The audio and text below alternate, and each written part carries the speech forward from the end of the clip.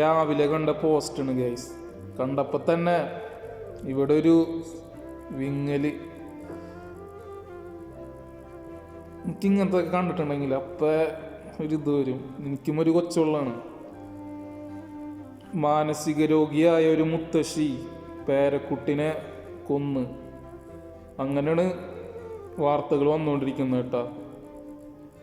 കുറേ പേര് ഈ കുട്ടിയുടെ അമ്മനെ കുറ്റം പറയുന്നുണ്ട്. കുറ്റം പറയുന്നവരെ നമുക്കൊന്നും പറയാൻ പറ്റൂല. ഇന്നത്തെ കാലത്ത് ഇതേപോലത്തെ സംഭവങ്ങൾ മുമ്പും വന്നിട്ടുണ്ട്.